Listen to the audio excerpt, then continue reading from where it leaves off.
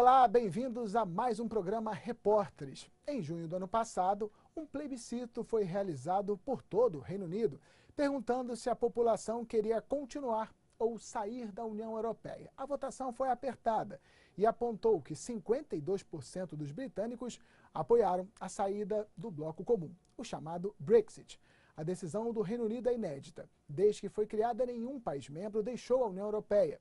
E a última quarta-feira foi histórica. Cumprindo a formalização prevista no artigo 50 do Tratado de Lisboa, o embaixador britânico na União Europeia entregou uma carta ao presidente do Conselho Europeu, dando início de fato ao processo conhecido como Brexit, que caracteriza a saída do Reino Unido do bloco.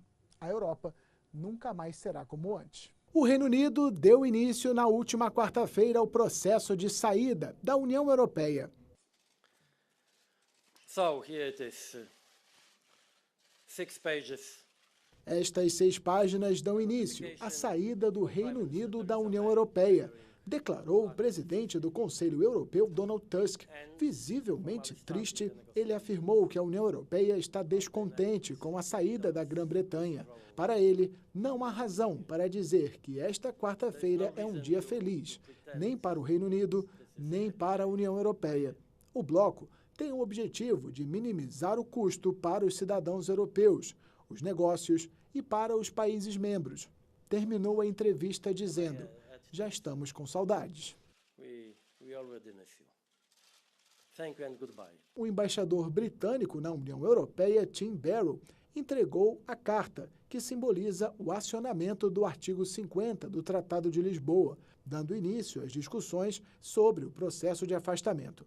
A carta de 6 páginas é assinada pela premier britânica Theresa May. Logo após a entrega, May fez um pronunciamento no parlamento britânico, dizendo que o Reino Unido está deixando a União Europeia e que este é um momento histórico, do qual não pode haver volta, declarou.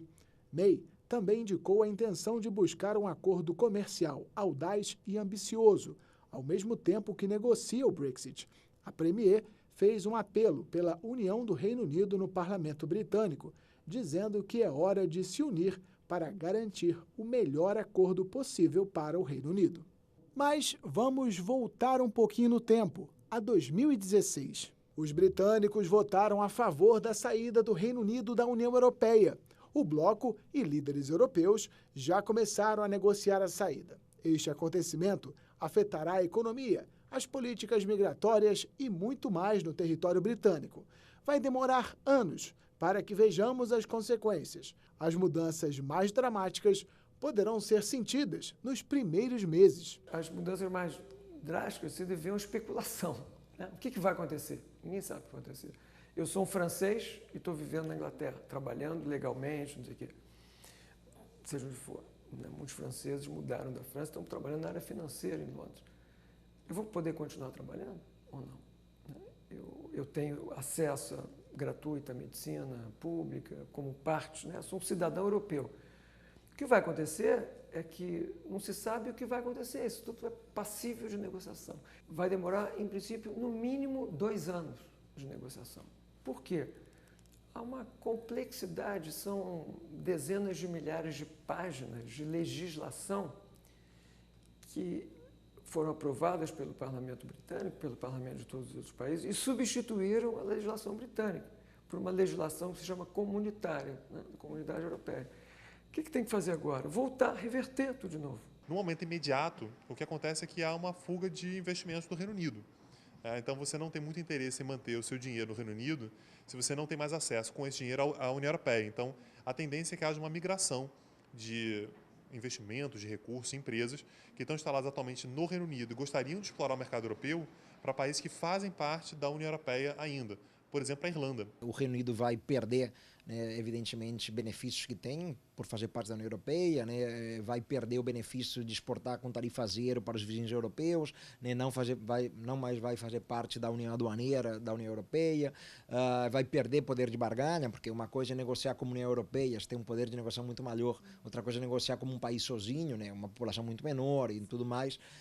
Então há perdas, mas há ganhos também, né? O Reino Unido ele ganha liberdade de ação, né, ele ganha em termos soberanos, né, ele terá maior liberdade para negociar individualmente. O artigo 50 do Tratado da União Europeia define como um membro da União pode sair. É preciso que o membro notifique a União e a comunidade. É obrigada a tentar negociar a saída do país.